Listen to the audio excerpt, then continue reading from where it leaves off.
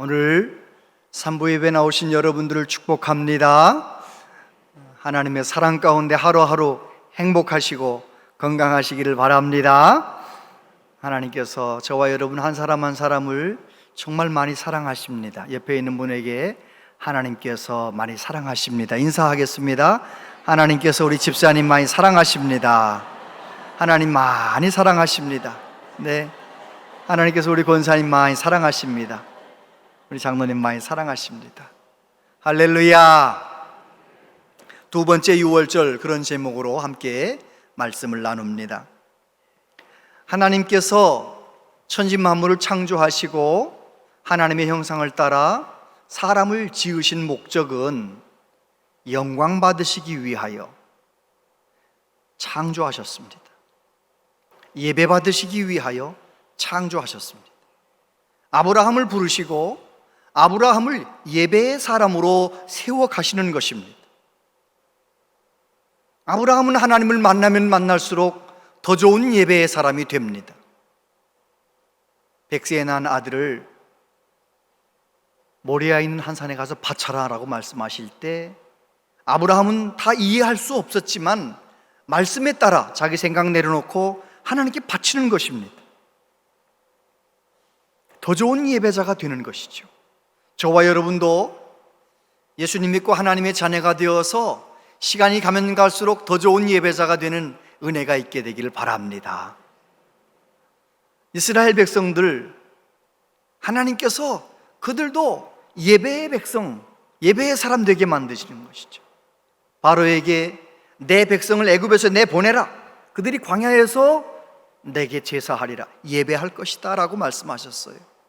가나안 땅에 들어가서도 수많은 절기와 안식일과 그런 걸 통해서 끊임없이 항상 하나님께 예배하는 백성들로 훈련시키시고 세우셨습니다. 모세가 가나안 땅에 들어갈 이스라엘 백성들에게 설교했던 신명기 말씀, 그 말씀 가운데 이스라엘 백성들이 생명처럼 붙들고 있는 요절 말씀이 있어요. 같이 한번 읽어볼까요? 시작. 이스라엘아 들으라, 우리 하나님 여호와는 오직 유일한 여호와이시니 너는 마음을 다하고 뜻을 다하고 힘을 다하여 내 하나님 여호와를 사랑하라. 할렐루야. 가나안 땅에 들어가서 온 마음 다해 하나님 사랑하라, 하나님께 예배하는 삶을 살아가라, 그렇게 말씀하신 것입니다.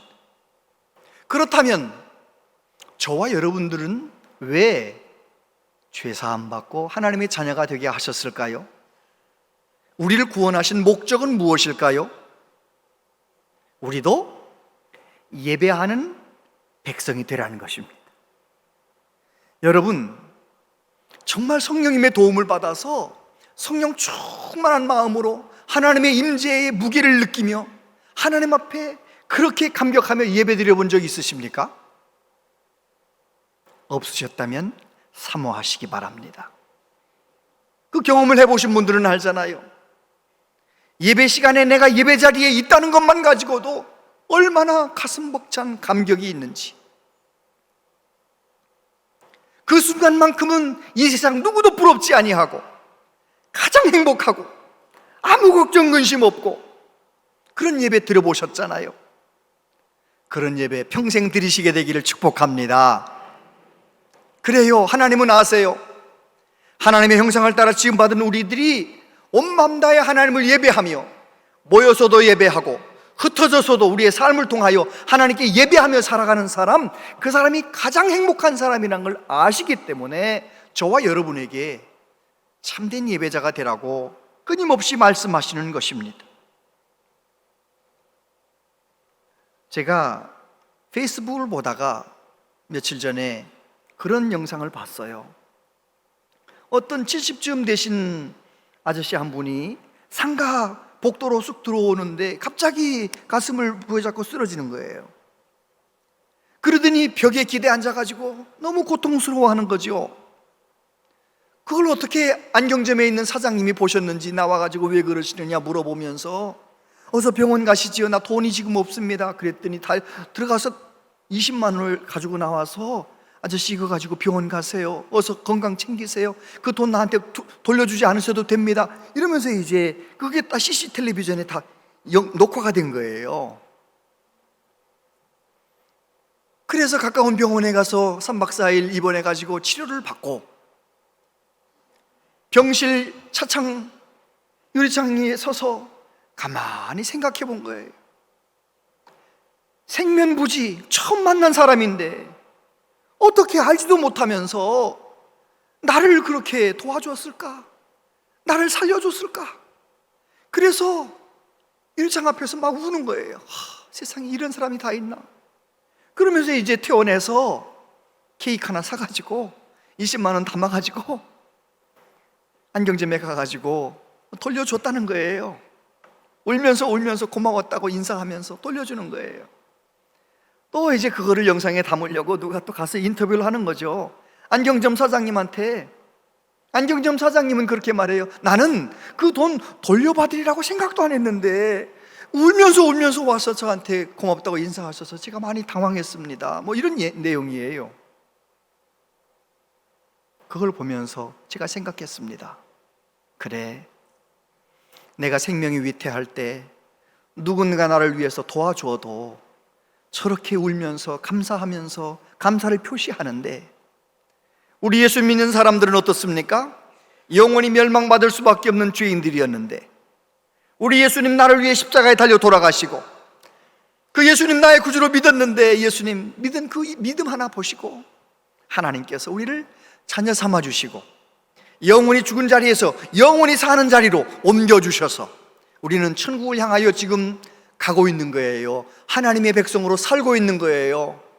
저와 여러분들이 이렇게 모여서 하나님께 예배하는 거죠. 하나님, 우리를 구원하셨습니다. 우리를 사랑하시는 하나님 찬양합니다. 이 자리에 계신 주님을 높여드립니다. 할렐루야. 오늘 두 번째 유월절 이 기사를 통하여 하나님이 백성들을 향하여 어떤 마음을 가지고 계신지를 한번 깨닫고 저와 여러분들이 더 좋은 예배자로 세워지는 은혜가 있게 되기를 바랍니다. 첫 번째, 하나님의 구원을 기억하라 라고 말씀하시죠. 5절에 보면 그들이 첫째 달 14째 날 해질 때에 시내 광야에서 유월절을 지켰으되 이스라엘 자손이 여호와께서 모세에게 명령하신 것을 다 따라 행하였더라. 여러분, 유월절이 어떤 절기인지 아시지요?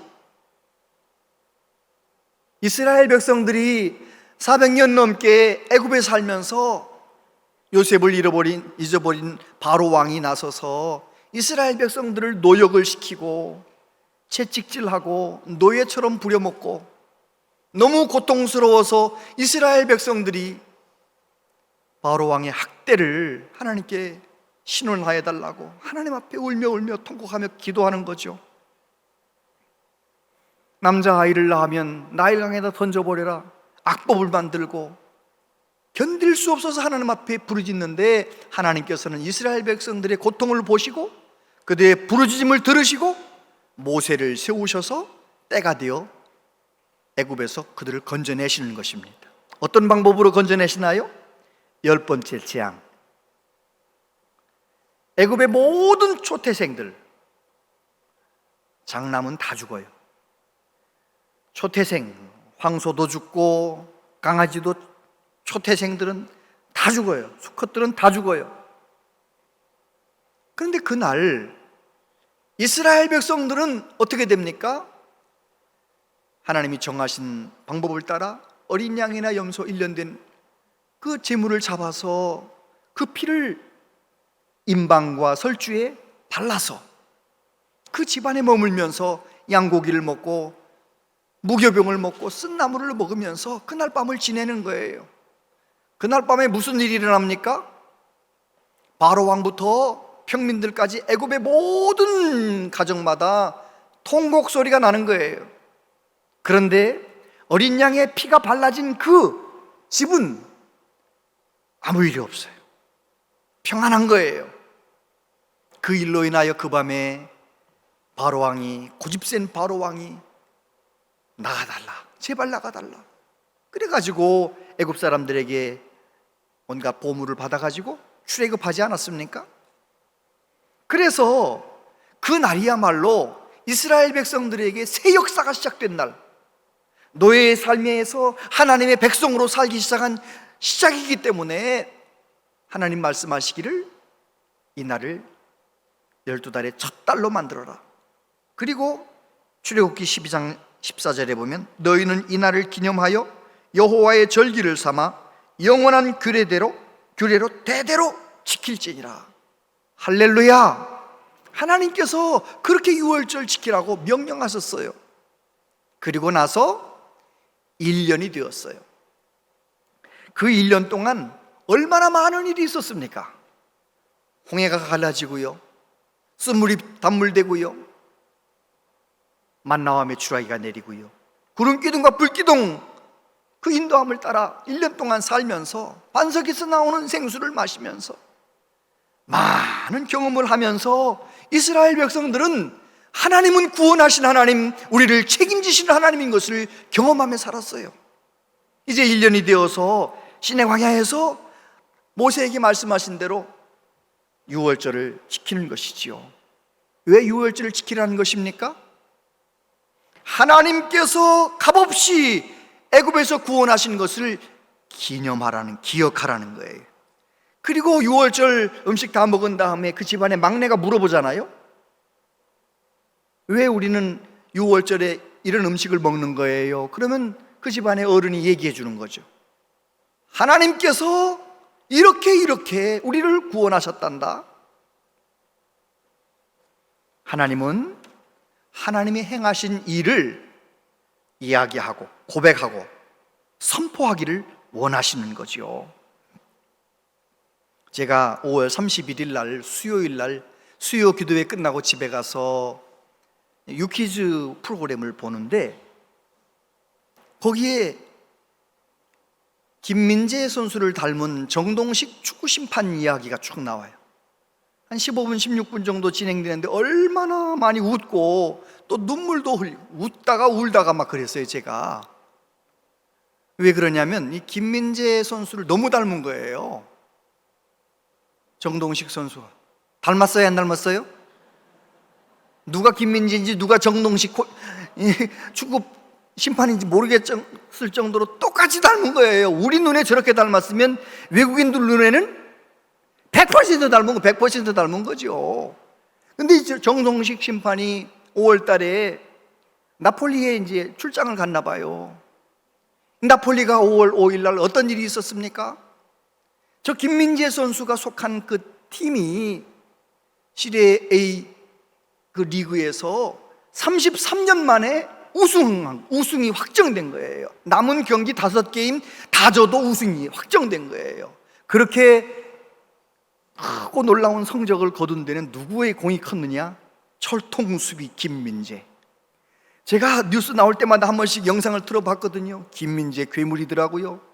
골인 들어가는 공을 발로 차대는 거예요. 이야, 그러니 나폴리 사람들이 얼마나 열광하겠어요. 저건 100% 골인이 들어간 건데, 골인 먹은 건데 세상에 그거를 김민재 선수가 타이밍을 탁 해가지고 탁 채라니까 나폴리 사람들이 얼마나 김민재 선수. 그래가지고요, 김민재 선수 지나가면 킴 막 사람들이 너무 열광을 하는 거예요. 그런데 정동식 선수 저 심판이 출장을 가갔는데 세상에 그 사람들이 다 내가 길 걸어가면 김민재 선수 걸어간다고 창문 열어놓고 킴 막 그러는 거예요.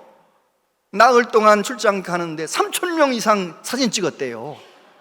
왜? 김민재 선수인 줄 알고. 너무 사람들이 몰려오니까 하얀 종이에 피자 종이 판에다가 김민재 선수 아닙니다, 그냥 닮은 사람입니다. 저거 가지고 너무 위험하니까 이렇게 가지고 다니는데도 뭐 사람들이 그래도 같이 찍자는 거예요. 그 종이판 들고 그 내려놓으라고 찍고. 한 번은 이제 김민재 선수 게임하는 중요한 심판 그 게임에 자기가 관중석에 가서 이렇게 보려고 앉아 있는데 관중들이 왜 여기 앉아 있냐고, 빨리 내려가서 몸 풀라고 김민재인 줄 알고 김민재 뭐 그런 얘기를 막 재미있게 이제 하는 거죠.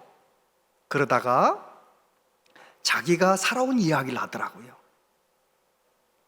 축구 선수가 되고 싶었지만 대학교 1학년 때 자기 한계를 느껴서 내려놓고 축구 심판의 길을 걸어가기 위해서 20대 초반에 7가지, 8가지 일을 알바를 하면서 5년 동안 1억을 만들었대요. 근데 1억을 만들었는데 세상에 사기를 당해가지고 빈털터리가 돼가지고 너무너무 괴로워서 한강다리에 가가지고 죽을까 하다가 이러면 안 되지, 그래가지고 다시 일어나서 또 아주 혀를 깨물고 노력해가지고 일어나서 정식 코치가 축구 심판이 된 거예요. 저는 축구 심판들이 아주 고액 연봉 받는 줄 알았더니 그게 아니고 수당제래요. 심판 본 그날만 돈 좀 받고 그 나머지는 돈 못 받아서 아들 3명을 기르는데 돈이 모자라, 학원 보내야 되는데 돈이 모자라, 그래가지고 이분은 4시 반에 일어나서 6시에 출근해가지고 환경미화원으로 오후 2시까지 일하고 2시부터 한 또 2-3시간 동안 택배 일하고 그 다음에 또 이제 심판해야 되니까 체력 훈련하고, 그게 자기의 하루 일과라는 얘기를 쭉 하는 거예요. 정말 눈물 나더라고요. 눈물겹게 살아왔더라고요. 그런데 이제 조세호 사회자가 그러는 거예요.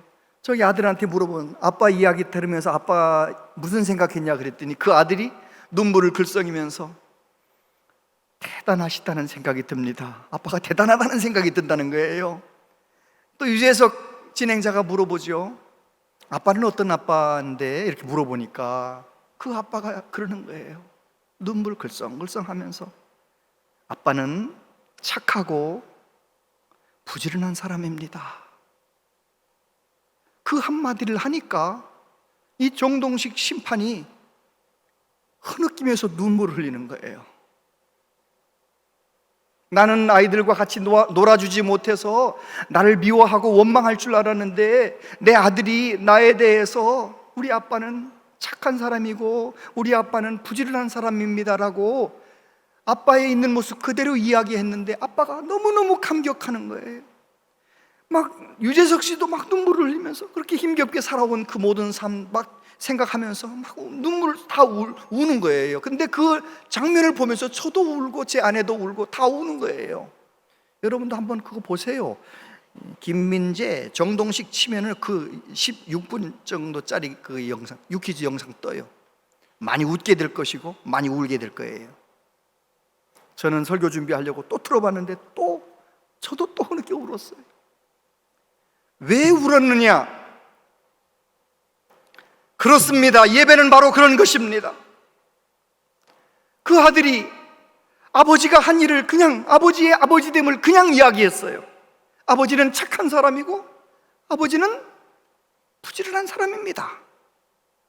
그 아들의 인정의 말을 듣고 너무 위로를 받고 그렇게 좋아하는 아버지를 보면서 그렇지, 우리들도 하나님께서 우리를 위해 행하신 일이 얼마나 많습니까?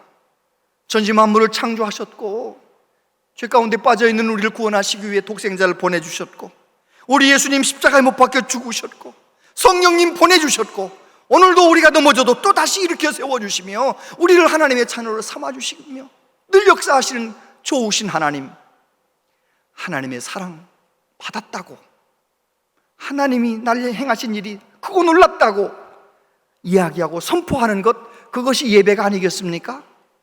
할렐루야! 하나님이 나를 위해 행하신 크고 놀라운 일을 기억하고 그 일에 대해 감사하면서 예배하는 우리 모두 되기를 바랍니다. 6월절이 오면 반드시 6월절을 지키라. 하나님은 무엇을 원하시는 것입니까? 구원받은 백성들이 나를 구원하신 하나님이 하신 일을 기억하면서 감사하며 그 날을 기념하기를 원하셨던 것입니다. 두 번째, 예배를 갈망했던 사람들, 6절부터 보면 그때 사람의 시체로 말미암아 부정하게 되어서 유월절을 지킬 수 없는 사람들이 있었는데 그들이 그날에 모세와 아론 앞에 이르러 그에게 이르되 우리가 사람의 시체로 말미암아 부정하게 되었거니와 우리를 금지하여 이스라엘 자손과 함께 정한 기일에 여호와께 헌물을 드리지 못하게 하심은 어찌함이니까? 모세가 그들에게 이르되 기다리라. 여호와께서 너희에게 대하여 어떻게 명령하시는지 내가 들으리라. 저를 보세요. 시내 광야에서 두 번째 유월절을 지키던 날 어떤 일이 있었느냐? 200만 명이나 되니까 장례가 계속되지 않겠어요? 장례식을 치르느라고 시신을 만진 사람들이 부정하게 되어서 진 밖에 나가 있어야 했고, 진 밖에 나가서 부정한 그걸 씻기 위하여 기다리는, 며칠 동안 기다리는 거예요. 그러다 보니까 유월절은 끝났어요. 그래서 모세에게 나와서 말했습니다. 우리가 시체로 말미암아 부정하게 되어서 우리가 예배를 못 드렸는데 우리도 예배 드리고 싶습니다. 우리도 유월절 예배 드리고 싶습니다. 그렇게 이야기하는 거예요. 그때 모세가 뭐라고 말합니까?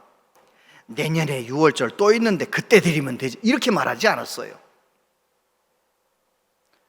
여기서 한번 가만히 서 있어 봐라. 하나님이 뭐라고 대답하시는지 내가 들으리라. 하나님께 여쭤보고 하나님이 말씀하신 대로 하겠다는 거예요. 모세가 하나님께 여쭤봤습니다. 하나님께서 모세에게 대답하셨어요. 여러분, 내가 하나님께 궁금한 것 있으면, 잘 모르겠으면 늘 여쭤보며 살아가시게 되길 바랍니다. 하나님은 말씀을 통하여, 설교를 통하여, 성경 말씀을 통하여, 환경을 통하여, 사람을 통하여 분명하게 말씀하시는 하나님, 하나님이 대답하셨어요. 뭐라고 대답하십니까? 2월 14일 날 똑같이 유월절을 지키도록 하여라. 부정한 사람들 정하게 되었으니, 여행 갔던 사람 돌아왔으니 반드시 유월절을 지키도록 하여라라고 말씀하셨습니다. 내 마음 가운데 하나님을 향한 감사가 있는 사람, 감격이 있는 사람은 어떻게 해서든지 예배 드리고 싶은 거예요.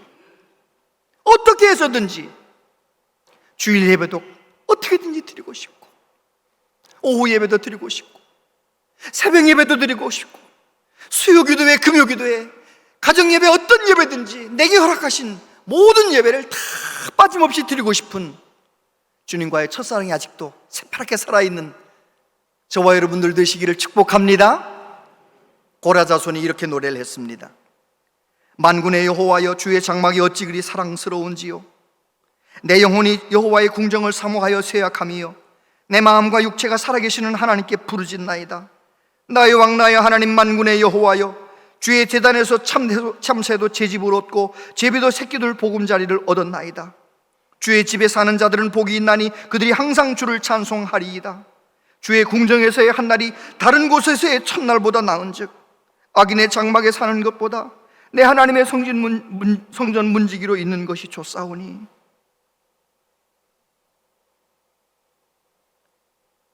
저와 여러분에게도 그렇게 하나님의 임재를 사모하고, 그렇게 하나님께 예배드리는 것을 사모하는 살아있는 믿음, 하나님이 기뻐하는 믿음 있게 되기를 바랍니다. 하나님께서는 유월절 예배 드리고 싶습니다. 사모하는 그들을 받아주시는 거예요. 우리가 종교 행위하듯이 이렇게 나와 예배하는 것이 아니라 온 마음 다하여 하나님이 행하신 그 놀라운 은혜를 기억하면서 하나님이 기뻐 받으시는 예배 드리는 우리 모두 되기를 바랍니다. 이 바쁜 세상 정신없이 일주일을 살다가도 구별된 예배 시간에는 어떻게 해서든지 예배를 드리려고 몸부림치는 우리 모든 성도님들 되시기를 축복합니다. 세 번째, 예수님께서 유월절을 완성하셨습니다. 13절부터 보면, 그러나 사람이 정결하기도 하고 여행 중에도 잊지 아니하면서 유월절을 지키지 아니하는 자는 그 백성 중에서 끊어지리니, 이런 사람은 그 정한 기일에 여호와께 헌물을 드리지 아니하였은즉 그의 죄를 담당할지며, 만일 타국이니 너희 중에 거류하여 여호와 앞에 유월절을 지키고자 하면 유월절 율례대로 그 규례를 따라서 행할지니 거류민에게나 본토인에게나 그 율례는 동일할 것이니라. 할렐루야. 구약에 나오는 수많은 사건들이 예수 그리스도를 예표하는 하나님의 구원을 설명해 주는 사건이 많습니다. 출애굽 사건도 애굽에서 종 노릇하는 이스라엘 백성들을 하나님께서 어린 양의 피로 하나님의 백성으로 자유인으로 해방시키는 이야기.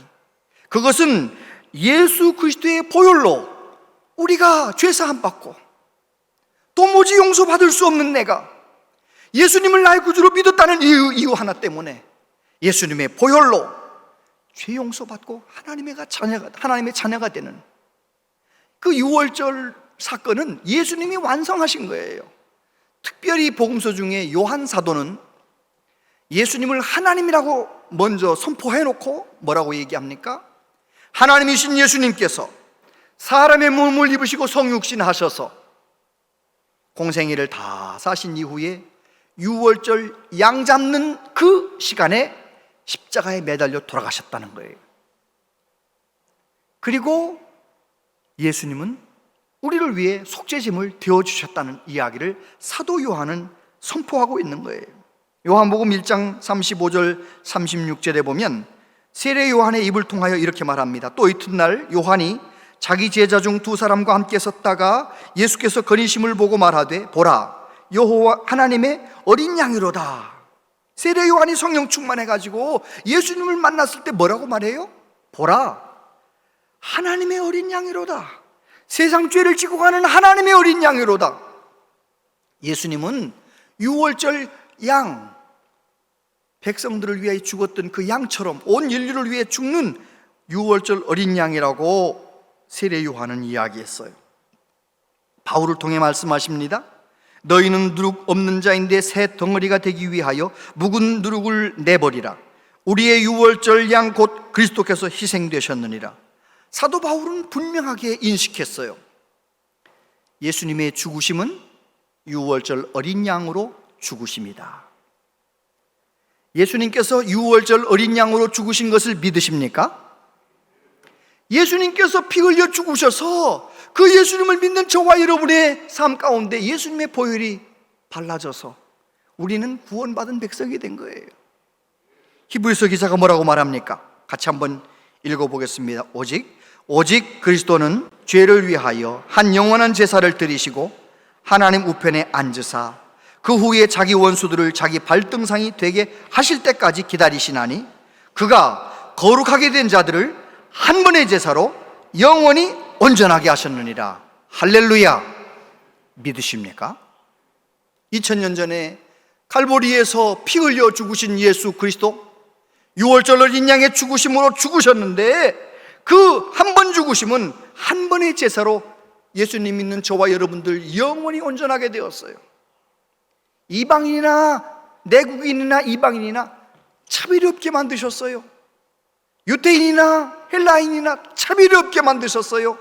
예수님 안에서 모든 죄의 담이 허물어지고 민족과 민족의 모든 전통이 무너지고 이제는 다 예수님 안에 구원받은 하나님의 백성이 되게 만드셨어요.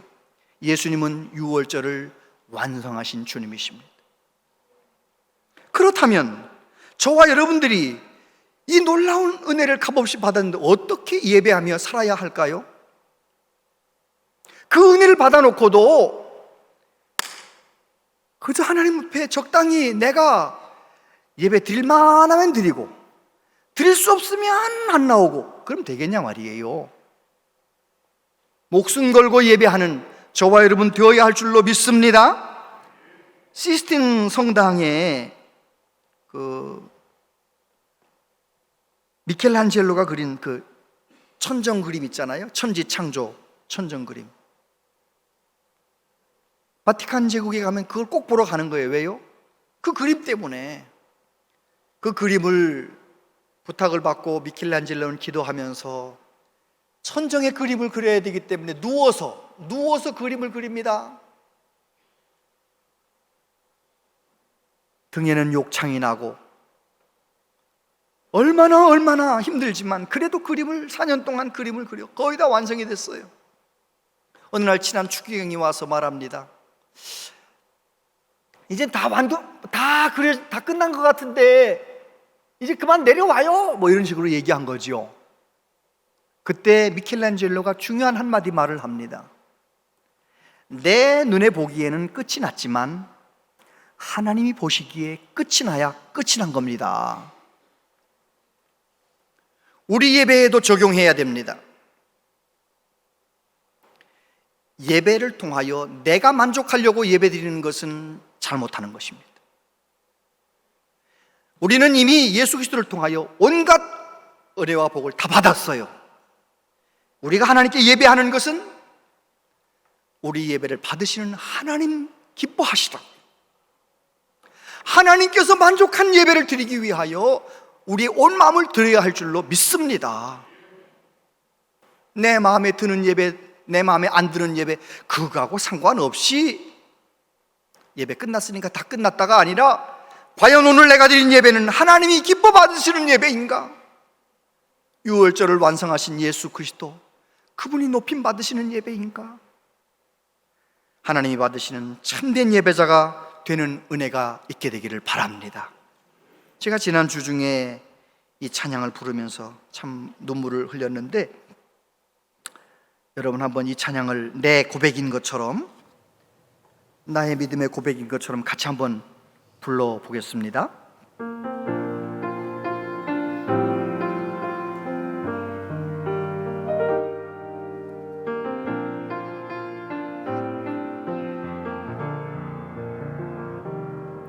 내가 누려왔던 모든 것들이,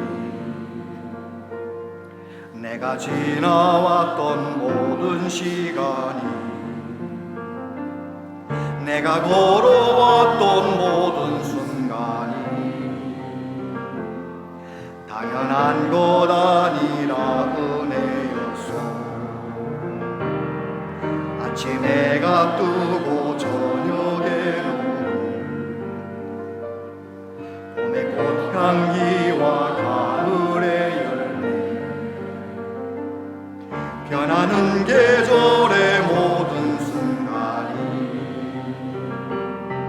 당연한 것 아니라 은혜였소. 모든 것이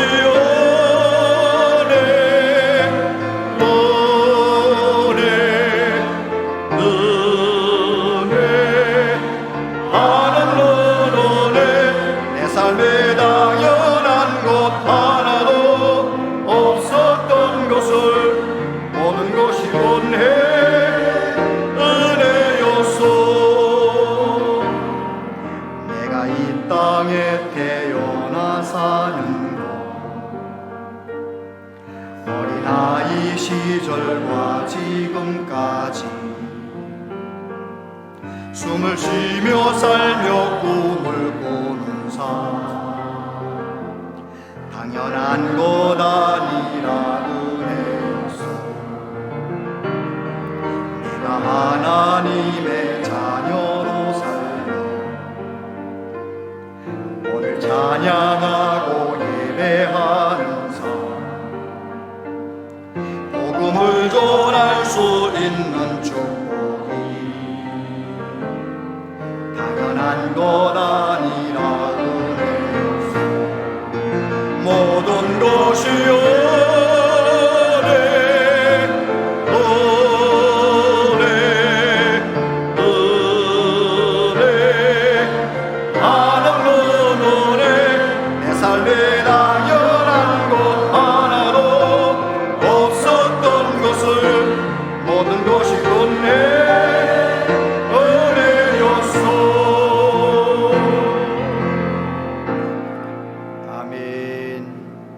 기도하겠습니다. 하나님,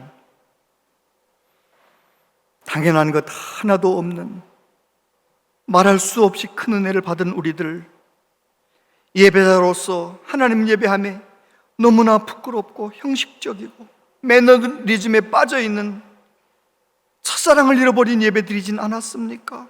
주님, 다시 한번 이 말씀 붙들고 예배를 갈망하는 사람이 되기를 소원합니다. 성령님, 우리를 도와주시옵소서. 예수님 이름으로 기도하옵나이다. 아멘.